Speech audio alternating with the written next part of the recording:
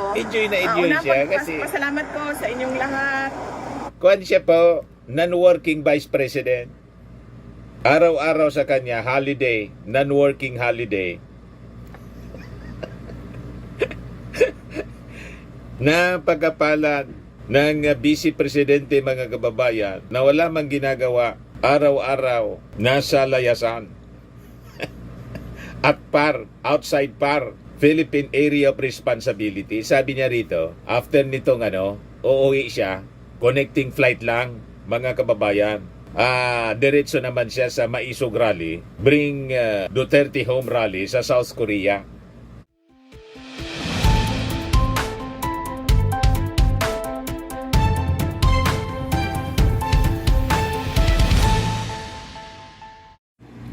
Hello po mga kababayan, si Dante Maravillas, Bicolano vlogger, broadcast journalist from Albay. Nag-warning si Sara laban sa kumakalat mga kababayan na fake photo ng kanyang tatay. Iyon nagpapakalat po ng fake photo ng tatay niya, AI generated. Mga DDS. Di ba? Ginagamit ng propaganda po to gain sympathy. May bagong interview kay Sara Duterte. Lahat na naman po propaganda laban sa Congress at saka sa ating Pangulong Bongbong. Talagang dumadayo siya. Umiikot sa iba-ibang bansa. Ngayon bumalik sa The Hague yung non-working vice president. Para lubos-lubosin daw yung pagbisita sa kanyang tatay. At kada pagbisita doon mga kababayan, may interview sa kanya. Nag-interview man lang po yung mga vloggers niya doon na nakabase doon sa The Hague at saka si Harry Roque na walang tigil sa panggagatong. Gatong ng gatong si Harry Roque. Ginagamit yung issue kay dating Pangulong Digong para pagtakpan yung kanyang mga katarantaduhan. Pakinggan mo kasi, Harry Roque, yung panawagan mismo ng kapwa mo abogado at saka spokesman ni Digong, si Panelo. Yan sabi ni Panelo, masyado ka anyang madaldal. Anong masasabi mo sa sitwasyon ni Secretary Roque? Ang problema sa kanya, masyado siya kasing madaldal eh. He creates his own problem. Oh, okay. Like, yung demanda sa kanya, di ba, dinidemanda siya. Tapos nagkaroon ng congressional hearing. Kung paano yung congressional hearing, sa kadadaldal niya, nasasabit siya. Like, he denies na siyang owner dun sa Baguio ba yun? Yung Yes, renta. Pero lumalabas sa mga kwento niya, siya nga may-ari. O tapos, i-deny niya. Lawyer daw siya na, hindi raw siya lawyer ganito. Pero lumalabas sa mga dokumento, lawyer nga siya. Kaya sabi ko, ang one of my papayo ko, umuwi siya rito, harapin niya, abogado naman siya. Hindi porke tinakusahan ka, totoo. Di pagtanggol mo sarili mo. Bumalik ka na para na totoong lalaki. Di ba? Face it like a man. Kung totoong lalaki daw. Be man, face it like a man. Man up! You see, ginagamit ni Harry Roque ang issue ni Tatay Digong niya para pagtakpan yung mga katarantaduhan na mismong mula sa bibig ni Panelo. Ang lahat daw na trouble mo, kagagawan mo lang sa kakadaldal mo, kaya dumaldal ka lang na dumaldal. O diba? Lahat man sila, kahit si Sara Duterte at saka si Digong, yung mga ebidensya galing sa kanilang bibig, sa kakayabang.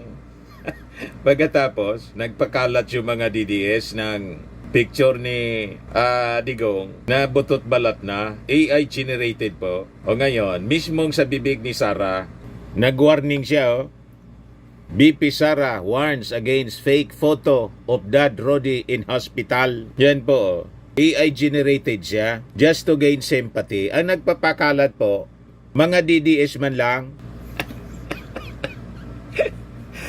Ang kita ninyo mga gawain nila. Sabi dito sa balita, during a chance interview with supporter sa The Hague kahapon, in-update niya tungkol sa kalusugan ng kanyang tatay, yung mga tao doon sabi ni Sara, hindi man na niya siya bedridden. Tulad ng ipinapakita sa social media na photo. Yan o. So, hindi totoo yung photo na yon. Malamang edited yung photo na yon. Ibang pasyente yon. Inano lang nila ang muka ni dating Pangulong Duterte. Wala po siya sa ospital ng detention unit. Nandun po siya sa regular na wing ng detention unit. At kanina, naglakad-lakad naman siyang mag-isa. May dala-dala siyang tungkod. So, clearly, wala siyang sakit. Kumbaga, kailangan niyang mag-bedridden. Yung tungkod ni Digong, siyempre matanda na, 80 anyos na po. At kahit hindi pa siya dinideliver doon sa dahig, yung galing pa lang siya sa Hong Kong, na sinalubong sa naiya ni General Torre, dati na siyang nakatungkod. Talagang confirmed, mga kababayan, propaganda ng mga supporters ni Sara Duterte to gain sympathy mula sa mga mamamayang Pilipino. Pilit nilang niloloko, mga kababayan. O mismong si Sara Duterte na yung bumasag sa mga supporters nila. Nakita ninyo na? Yan nga, masayang-masaya si Sara, mga kababayan. Ang masyadong nag-aalala po si Bato de la Rosa, si Robin Padilla, si Bongo, pati si Alan Peter Cayetano. Pero yung mismong immediate family, hindi mo makitaan ang pag-aalala. Oh. Pakinggan natin, mga kababayan, yung parte ng interview. Ayun lang, ma'am. Oh, masayang-masaya. Salamat sa tanong mo dahil kaninang umaga, ma'am, meron pong nagpadala sa akin ng photo na mukhang nasa hospital bed si dating Pangulong Rodrigo Duterte at meron siyang hospital tag, 2 band sa kamay niya. So hindi po totoo yung photo na yon. Praise the Lord. Hindi totoo yung photo na yon. Malamang edited yung photo na yon. Ibang pasyente yon. Inano lang nila yung mukha ni dating Pangulong Duterte. Wala po siya sa hospital ng detention unit. Nandun po siya sa regular wing ng detention Kita mo na? unit. At kanina, naglalakad naman, albeit may dala-dala siyang tungkod. Oo, may dala-dala siyang tungkod. So clearly, wala siyang sakit na, kumbaga, kanya maging bedridden. Narinig na ninyo sa bibig mismo ni Sara Duterte. Huwag kayo nagpapaniwala sa mga DDS kasi napakahilig nila magpakalat ng fake news. Si Sara mismo ang bumasag sa mga fake news na pinapakalat nila para gamitin po sa panira sa ating Pangulong Bongbong Marcos sa gobyerno. Ayan yung simula ng interview kay Sara. Guys, ang ano nila, bus stop at mga tram rides nila. Tram stops nila dito. O, kita mo? Kadaghan Laging ako nawala. nakatawa si Sara po. Ilang beses na rin ako nawala dito. Enjoy na enjoy siya kasi Pasalamat ko sa inyong lahat. kuwan siya po, non-working vice president. Araw-araw sa kanya, holiday, non-working holiday. Napagkapalan ng vice presidente, mga kababayan, na wala mang ginagawa, araw-araw nasa layasan. At outside Philippine Area of Responsibility. Sabi niya rito, after nitong uuwi siya, connecting flight lang, mga kababayan. Diretso naman siya sa Maisog Rally, Bring Duterte Home Rally sa South Korea. Diba? Sa patuloy ninyo na pagpunta dito at pagpapakita ng suporta para kay dating Pangulong Rodrigo Duterte.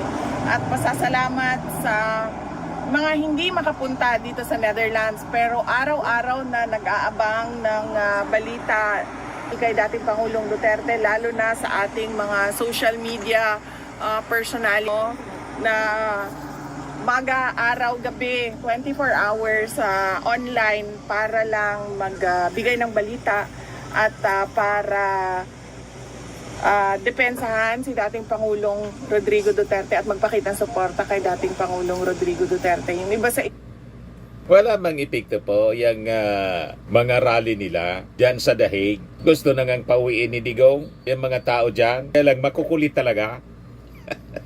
Gusto nilang mag-stay, mga kababayan lang dyan. Ngayon, ang ginagawa mga kababayan ni Sara Duterte, nire-recycle lang yung mga issue sa pagdepensa niya ng confidential funds sa Congress. Lahat daw sinagot niya.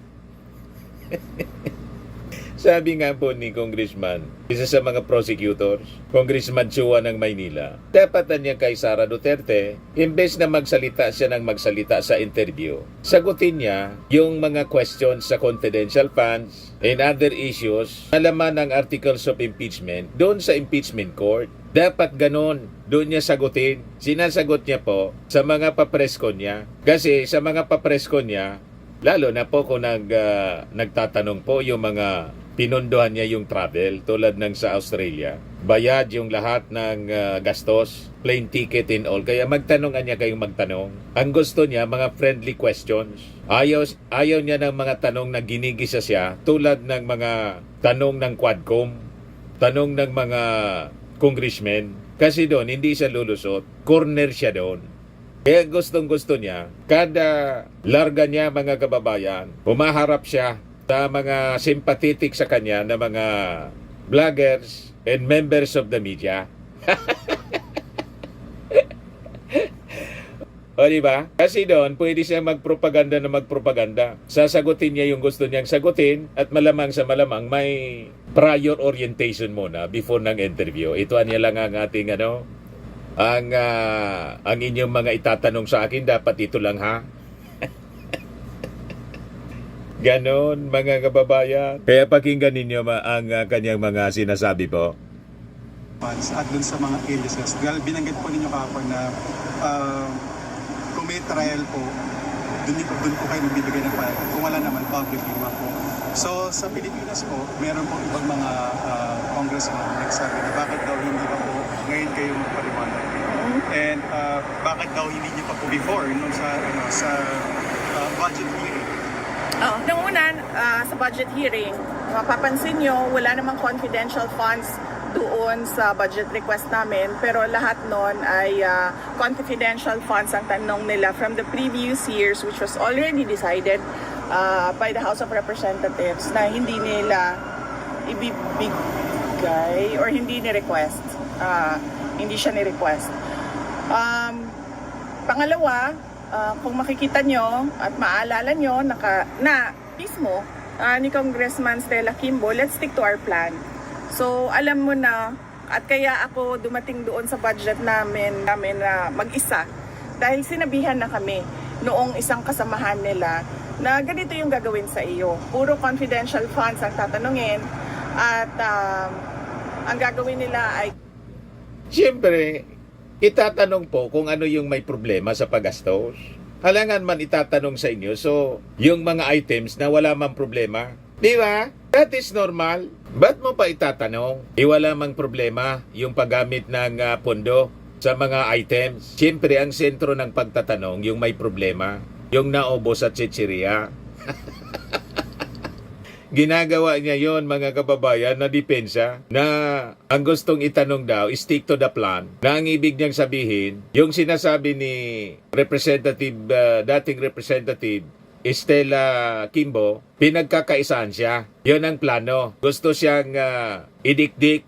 Yon ang kanyang ibig sabihin. May karapatan na busisiin yung pondo because the Congress has the power of the purse. Ganon lang yon. At hindi lang siya ang tinatanong sa budget hearing, lahat ng departamento. Kaya lang, yung departamento niya, ang punong-puno kasi ng problema. Ang daming salamangka. Di ba? Yan ang rason kung bakit siya na-impeach. ng kaso gagamitin nila ang confidential funds para mag-imbento ng kaso. So, paano mag-imbento ng kaso tungkol sa confidential funds? Ang kaso na naisampa sa kanya, ang gumawa siya. Di ba ba? Yung maling paggamit sa confidential funds, hindi mo kailangan mag-imbento ng kaso. Kasi yung kaso po, ginawa mismo ni Sara. Parang yung first article of impeachment po. Anong kaso sa first article ng impeachment? Yung pagbabanta. Sino ba nang gumawa ng pagbabanta sa ating Pangulo? Kay Lisa Marcos at kay Martin Romualdez kung hindi siya? Di ba? In like manner, itong sa issue ng confidential funds. Sino ba ang gumamit ng confidential fund sa maling pamamaraan? Yung Congress ba? Yung Congress, binigyan siya ng pundo. Mali yung paggamit niya, kaya siya may kaso. Kaya ang sinabi niya, nagawan siya ng kaso, mali po yon. Ang gumawa ng kaso niya, siya mismo. Parang yung kanyang tatay, bakit siya may crimes against humanity? Nag-EJK siya kasi. At proud pa siya na i-announce sa buong mundo yung kill niya. Ngayon, nandyan siya sa dahig. Di ba po, mga kababayan? Mali ang mga sinasabi ni Sara. Punta ako doon na mag-isa during the budget hearing dahil ayokong inaapi at pinapahiya yung mga kasamahan ko sa Office of the Vice President. Wala pong nangapi at hindi pinapahiya. Tinatanong ng matino, kaya lang hindi masagot ng matino kasi may tinatago. Kung halimbawa sila napapahiya kasi mali-mali yung sagot, may pinagtatakpan eh. Kaya ang nangyari, sa kakatago, sukol na, ayun, sumikip yung pakiramdam. Sumikip yung panghinga. Itinakbo sa tinakbo sa ospital. Sukol na sukol kasi po. Yung kasinungalingan kasi po, hindi na maidepensa. Walang nagpapahiya sa kanila. Hindi lang nila masagot ng matino. Kaya sila napapahiya. Gumawa kasi, mga kababayan, ng kawalang hiyaan. Puro, chichiriya yung beneficiary. Yan ang katotohanan, mga kababayan. Noong namang hindi nila nakuha kung ano yung gusto nila during the budget hearing dahil sinabi ko na sa kanila na bahala na kayo kung anong budget ibigay nyo, wala namang Palusot mo yon. Nabahala na kayo kung magkano lang yung budget na gusto ninyo. Kasi hindi mo nga maipaliwanag. Para hindi ka natanungin. Hindi man maaari na gano'n na lang ang gagawin po ninyo. Hindi na lang ako hingi ng budget, additional budget. Bahala na kayo kung magkano ang ibigay ninyo. Yun ang gusto niyang mangyari. Para tumigil na sa katatanong. May nagawa kasing mali. Huwag kami, Sara Duterte. Hindi mo kayang paikutin ang ating mga mamamayang Pilipino. Kitang-kita yung mali. problema sa amin. Tutuloy pa rin yung trabaho namin. Anong tuloy ang trabaho? Non-working vice president ka nga. Humingi ka pa nga ng additional 700 million. Naging 900 million. Pinagbigyan ng BBM. Pero you have to defend that budget. Sa budget deliberation uli. Humingi pa po. In-increase ng DBM. Pinagdagan ng 150 million yata yun. Yan o. DBM boast OBP budget to 903 million for more personnel, IT equipment.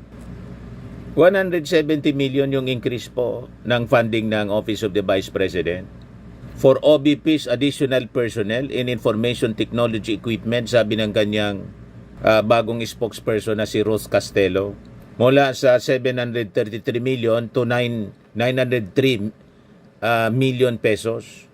Kita ninyo, dumagdag pa ng tao. Pero yung Vice Presidente, non-working Vice President, laging holiday.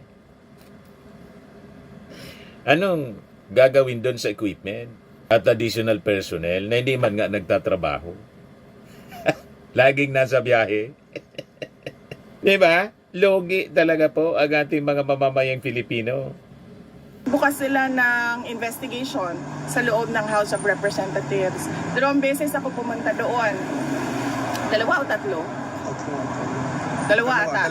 Dalawang beses. Pumunta ako doon nung pinatawag nila ako.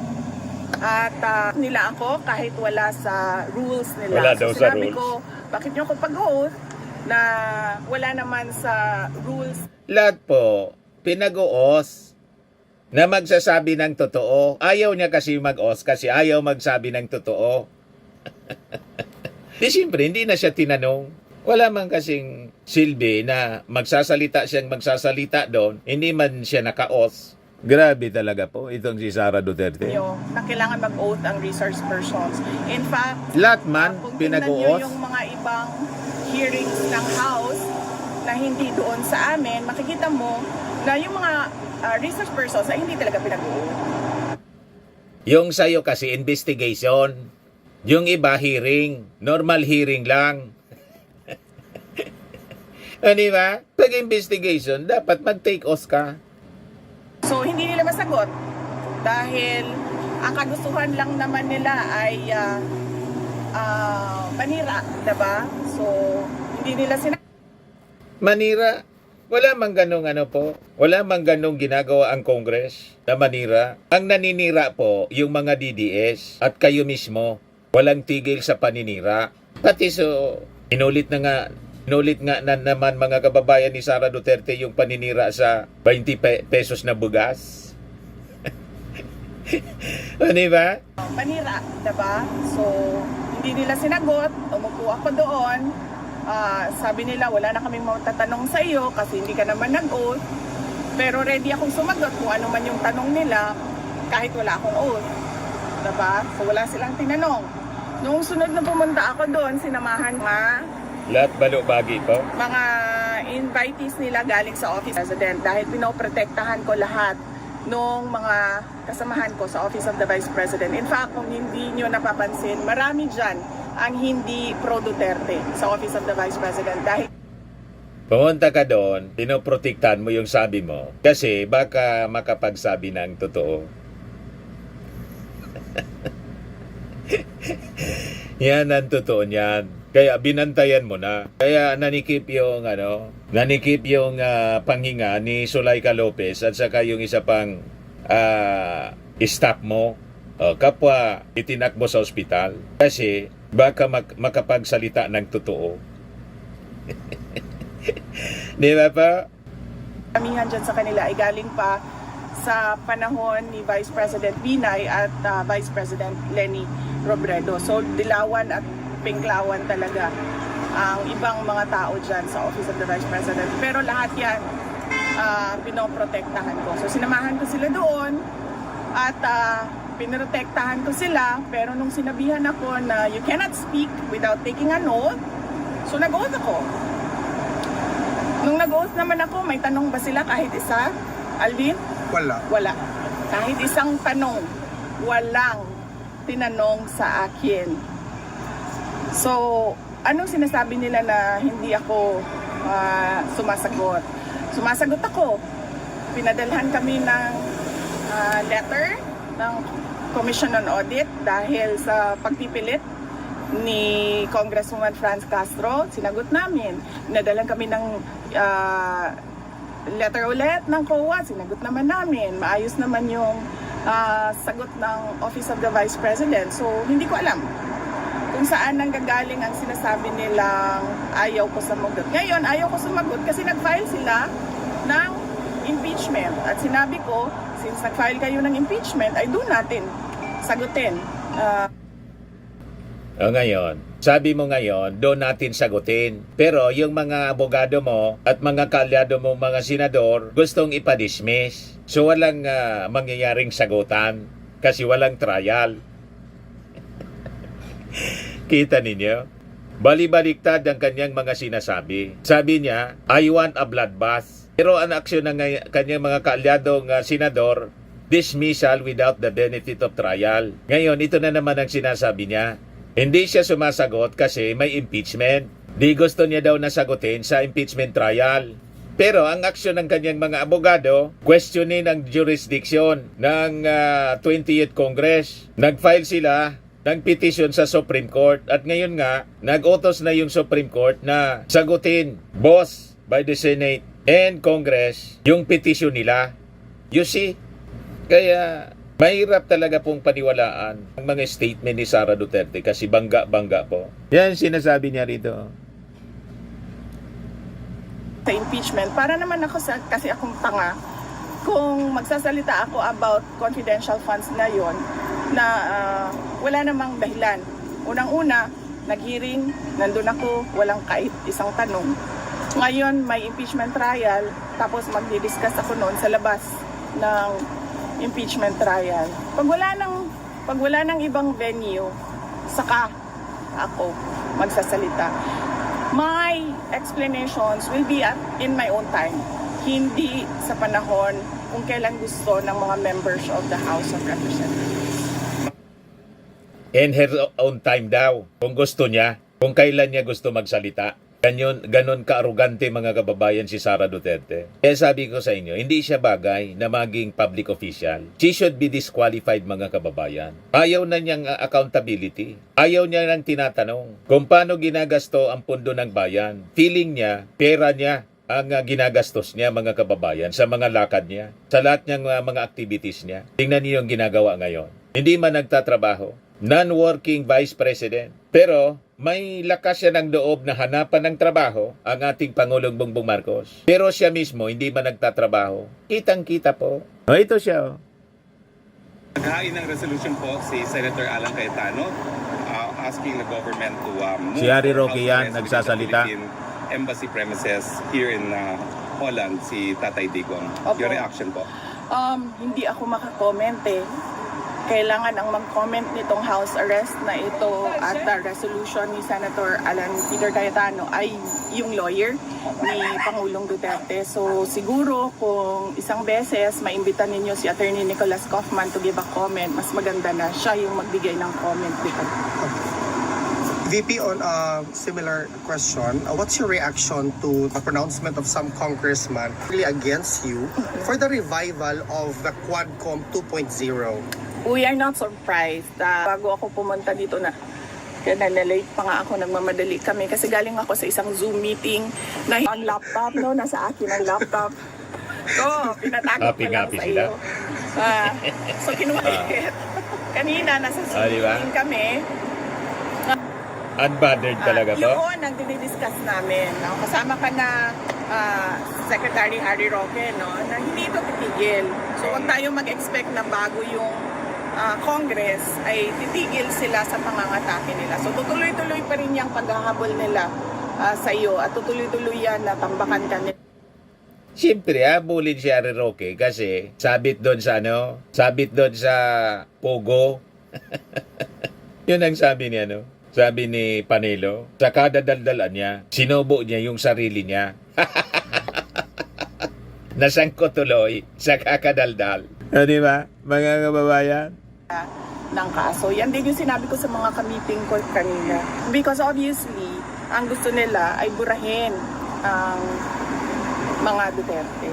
At Walang ganon. Ang bumubura po sa inyo, yung sarili ninyong kagagawa na katarantaduhan, tulad ng tatay mo, kaya nakulong, nandyan sa dahig, because of crimes against humanity. Siyempre, magrireklamo yung mga biktima. Ang gusto kasi ninyong mangyari, gumawa lang kayo ng mga kalukuhan ninyo, katarantaduhan, crimes, pero dapat lusot lang. Walang dapat magreklamo. Yan ang mindset ninyo eh. Mang-apak ng ibang tao, tulad ng mga biktima ng AJ case, pero dapat walang maghahabol sa inyo. Walang ganun sa mundo po. Crimes does not pay. Sabi nga, crime does not pay.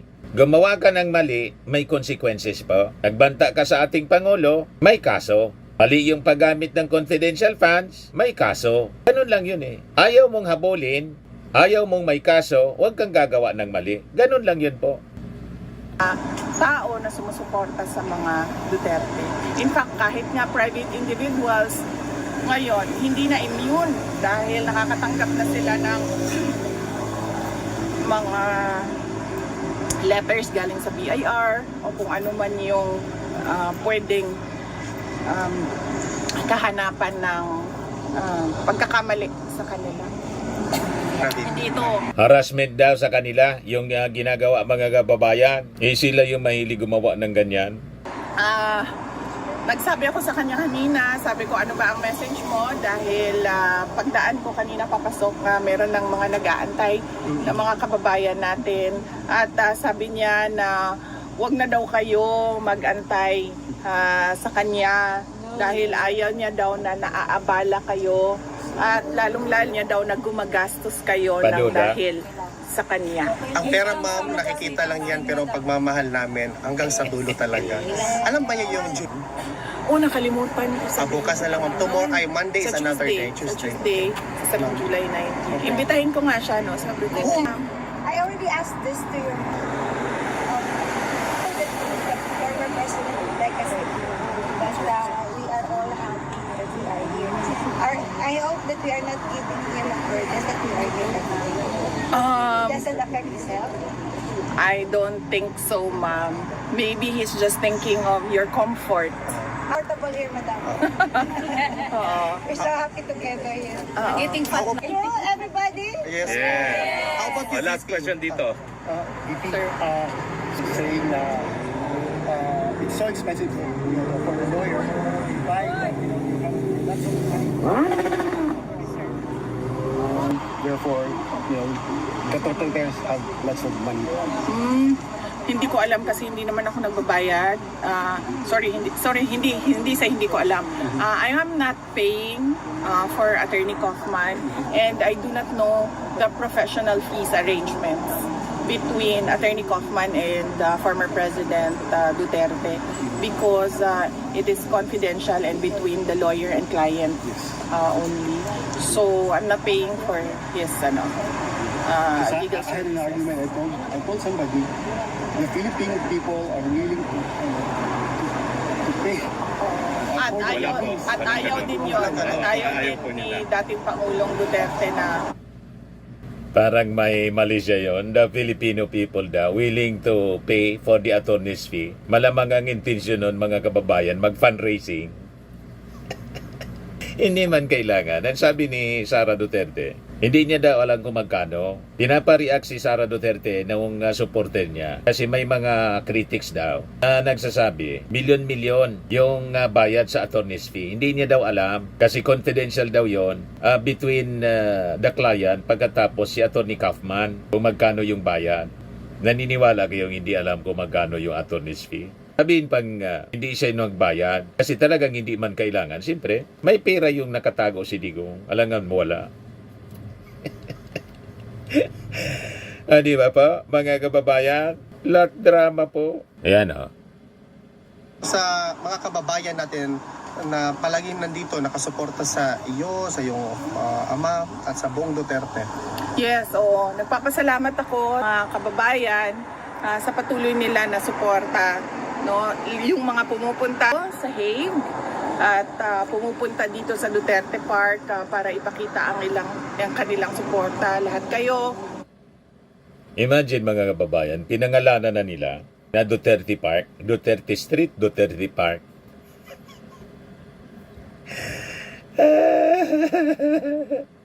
Grabe po.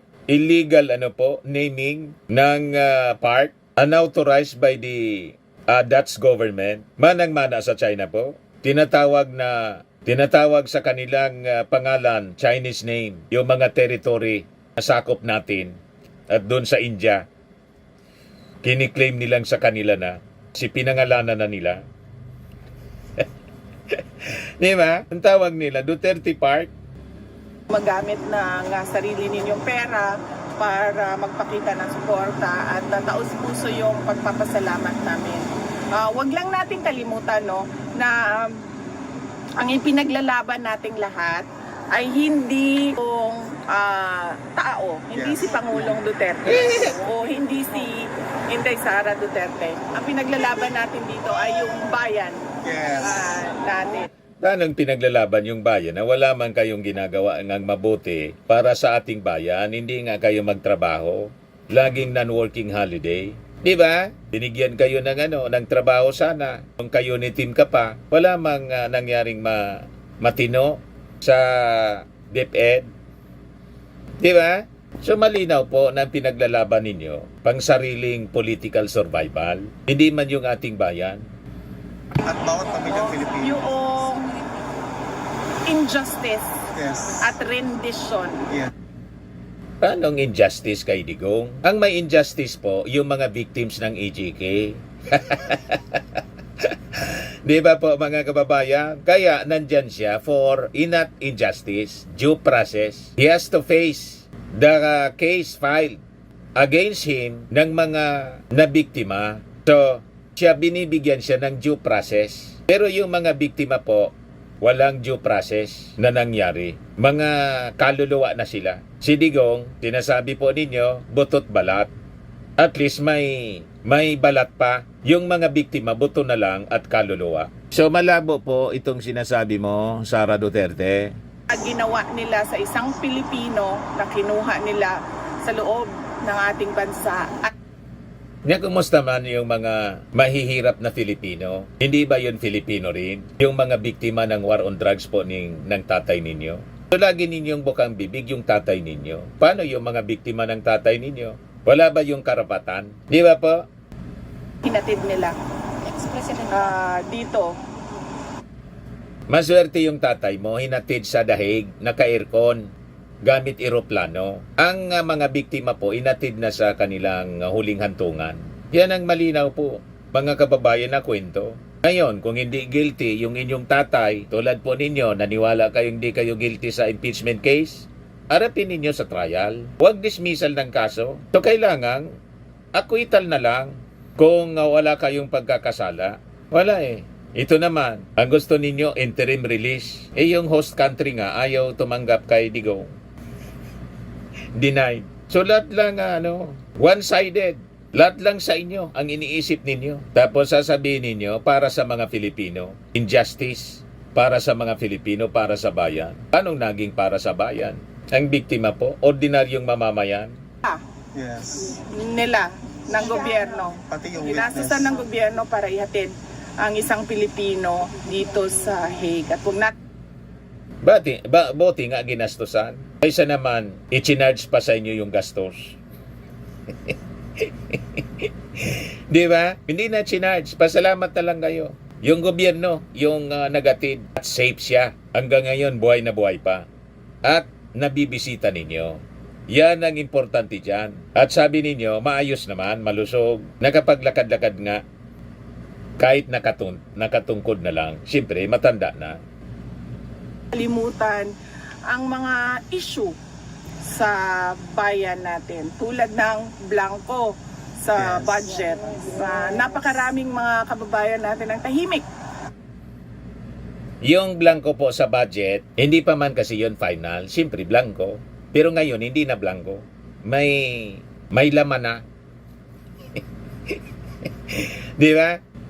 Sa blanco na mga budget at yung pagkuha.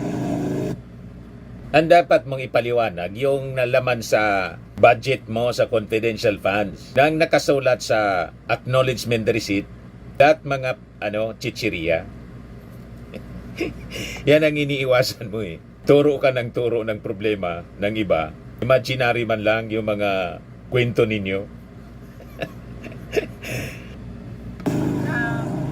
Pera ng PhilHealth. At yung apparent na pagsisinungaling, iba yung sinasabi ngayong araw na ito, iba yung sasabihin bukas.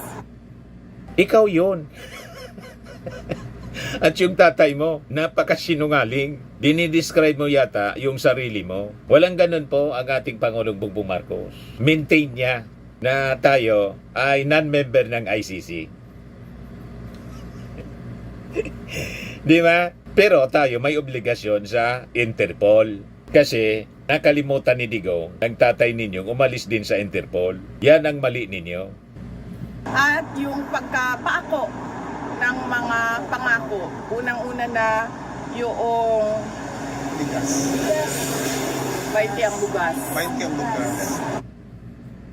Nagkalat na po ang 20 pesos na bigas.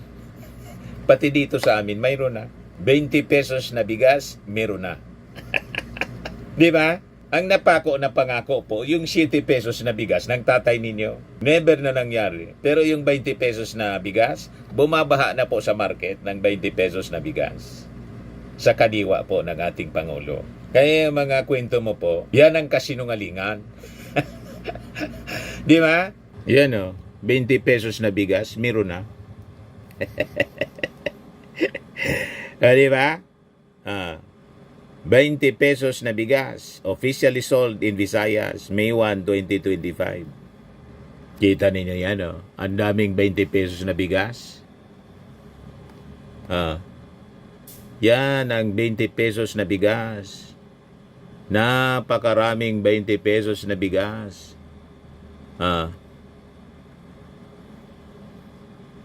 Paanong hindi tinupad yung mga pangako na pako? Yan, oh. Ang daming 20 pesos na bigas. Lahat yan, 20 pesos na bigas, nilunsad ng ating Pangulo sa iba-ibang parte ng ating bansa. Ang daming bigas. Tapos ang sabi niya, pambobodol sa publiko. Ayan, oh. Ano po yung amoy niya so far? Ano yung amoy niya so far? Pindot, parang bagong ani. Ganito yung dala namin galing sa Bohol. Kahapon. Oo. Bagong ani. So parang bagong ani. Okay. Yung kulay, kumusta naman po so far? Ganun din ang kulay niya. Parang hindi siya maputi, pero mas okay. Ang ani dyan lang, ang itsura sa mga kanay sa kumukuha. Ako din sa basta. So okay naman siya for 20 pesos. Okay, basta ang kaning sample, parehaan ang iputos nila diha. Kaya masiglahi ba ang iputos? Basta pareho lang dun sa nakapak. Tagasan kayo, ma'am? Hindi po pagkaing baboy tulad ng sinasabi ni sinasabi ni Sara Duterte. Sa mga naghanap ng malinis and spacious fitness gym, pumunta lang po kayo sa aming Colossal Fitness Gym. We also offer Grab Car Rental with our brand new 2023 model ng Toyota Innova. We also accept booking for those who are planning to travel via PAL, Cebu Pacific, and other airline companies, local and international, and bills payment for Meralco Bills, PLDT, Aleco Bills, etc. Ang Colossal Fitness Gym is located at 3rd floor Security Bank Building, Lanco Business Park, Legazpi City, Albay. For inquiries, look for Chilon Maravillas. Contact number 0966-802-0949. Yan yung aming Innova. Lagi na pong matao sa amin. Pati mga foreigners po, tingnan ninyo. Mga British tourists sila. Ang lalaki ng katawan na, mga kababayan, nag-gym sa amin. Ito naman po, international. Ito mga mga European sila. Ito naman yung bago naming product na binibenta online, iGlow Serum. Whitening po siya galing sa South Korea. Tingnan ninyo yung epekto sa ating anak na architect entrepreneur, Riz Maravillas. For inquiries, look for Riz Maravillas on FB. Ito naman po yung bagong packaging ng aming Firmax Firming and Lifting Cream. Mainam po ito sa mga pains at paninigas ng mga kaso-kasuan. Ito po, Automax Radiant Serum. Sa mukha naman yung application. Anti-aging po siya. You will look 10 years younger than your age. Ito naman po yung amazing, I Am Worldwide Amazing Pure Organic Barley Powdered Drink Mix from Australia. Ito yung bagong binibenta naming product. Ayan po. Iniinom din siya ni Aramina. Di ba? Ni Papa P. Piolo Pascual. Ito yung business partner namin sa Australia po. Kaya kung gusto niyo mag-negosyo nito, message lang po kayo sa amin. Yan, si Marian Rivera, si Manny Pacquiao, si Maritoni Fernandez. Yan po yung mga health benefits niya. Boost immunity, improves digestion, enhances energy levels, pack with antioxidants, prevent cancer. For inquiries po, look for Riz Maravillas. Message na lang po kayo directly sa amin. Sa mga mahilig sa imported bags and wallet, dumiretso na lang po kayo kay Ma'am Eileen Rosales, Eileen Closet. Nakabase siya po sa Amerika. Yan po, ang gaganda ng mga bags nyo.